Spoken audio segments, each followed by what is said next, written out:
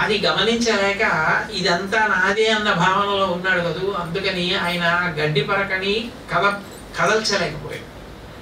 అంటే ఆయన శక్తి ఒక గడ్డి పరకని కదపలేని విధంగా ఆవిడ తగ్గించలేదు. ఆయన శక్తి అలాగే ఉంది. కానీ అంత శక్తి వాయువు ప్రదర్శించినా కదలకుండా ఉండగలిగినటువంటి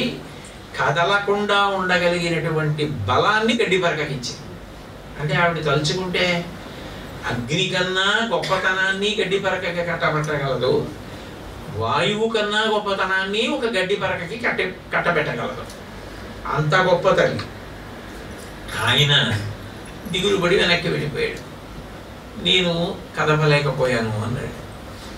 ఇంద్రుణ్ణి పంపించారు, నువ్వు వెళ్ళి అసలు ఆవిడెవరు ఏమిటి కనుక్కురమ్మన్నాడు. ఆయన బయలుదేరి వచ్చాడు. అయితే వీళ్ళిద్దరి యొక్క అనుభవాన్ని విన్నాడు.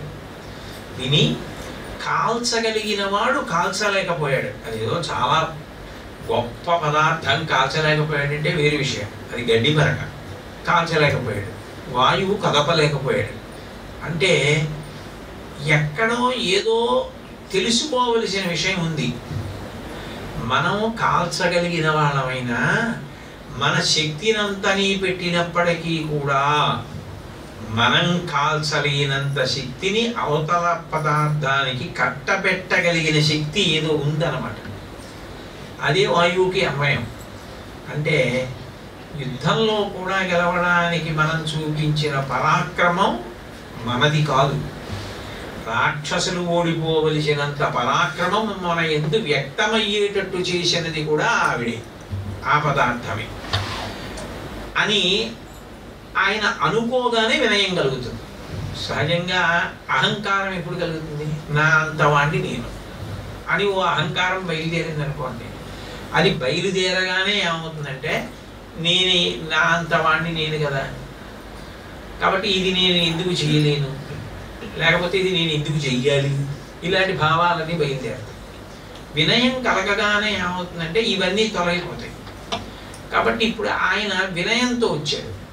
ఆ వినయం కలగగానే ఇంద్రుడు రాగానే ఆ యక్షము అంతర్ధానమై బహుశోభమానాముమాం హైవవతీం అనే ఆ ఉపనిషత్తులో ఇది ప్రధానమైనటువంటి విషయం. చంద్రశేఖరేంద్ర సరస్వతి మహాస్వామి వారికి కేనోపనిషత్తు మీద ప్రీతి చాలా అన్న విషయం అనేక కారణముల చేత తెలుస్తూ ఉంటుంది. ఎందుకంటే ఆ ఉపనిషత్తు బ్రహ్మమును గురించి, అద్వైతానుభూతిని గురించి అంత గొప్పగా చెప్పడం. వారు తురీయాశ్రమంలో ఉన్నవారు కాబట్టి వారికి అది చాలా ప్రధానమైన విషయం. పైగా శంకరాచార్యుల వారి చేత స్థాపింపబడిన పీఠానికి ఆధిపత్యంలో ఉన్నవారు కాబట్టి జ్ఞాన మార్గమునందు ఉండేటటువంటి వారు. సహజంగా ఆయన జ్ఞాన మార్గమునందే ఉంటారు కాబట్టి ఆయనకి ఆ ఉపనిషత్తు యందు చాలా ప్రీతి. పైగా పీఠానికి అధిదేవత కామకోటి, సాక్షాత్ త్రిపుర సుందరిని తెల్లవారి లేస్తే ఆరాధన, కామాక్షి పరదేవత. అందుకని ఉపనిషత్తు యందు సహజముగా ప్రీతి ఉంటుంది ఆయనకి. కాబట్టి బహుశోభమానాముమాం హైభవతీం, బంగారు తీగ ఎలా మెరిసిపోతూ ఉంటుందో అంత కోటి సూర్యుల పరిధి వెలిగిపోతూ ఆమె ఒక రూపాన్ని పొందింది. లోకంలో ఉన్నటువంటి పోకడ ఏమిటంటే రూపం ఉంటే నామం ఉంటుంది, నామం ఉంటే రూపం. నేను కుండ అన్నాను అనుకోండి, వెంటనే ఒక రూపం మనసులో కనపడుతుంది. నేను పేరు చెప్పకుండా మట్టితో చేస్తారు, నల్లగా ఉంటుంది, నీళ్లు పోస్తే చల్లగా ఉంటాయి, గుండ్రంగా ఉంటుంది, చుట్టముదురు మీద పెట్టుకుంటారు కదా అన్నాను అనుకోండి, కుండ అంటే రూపము చెప్తే నామం ఉంటుంది, నామం చెప్తే రూపం ఉంటుంది. నిజంగా చెప్పాలంటే నామరూపములు మాయ. ఎందుకంటే నామము రూపము ఇవి శాశ్వతము కానివి, వేరొక దాని మీద ఆధారపడి ఉన్నవి. కుండ మట్టి మీద ఆధారపడింది, మట్టి నిజం, కుండ శాశ్వతం. కాబట్టి ఇప్పుడు ఆవిడ ఒక రూపాన్ని పొందింది.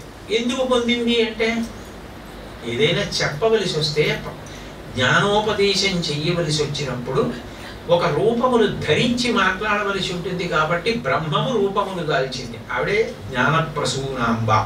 శ్రీకాళహస్తి క్షేత్రమనందున్న జ్ఞానప్రసూనాంబ కేనోపనిషత్తు యందు ప్రతిపాదింపబడినటువంటి ఉమా హైమవతి స్వరూపమే అని చంద్రశేఖరేంద్ర సరస్వతి మహాస్వామి వారు తరచుగా చెప్తూ ఉండేవారు.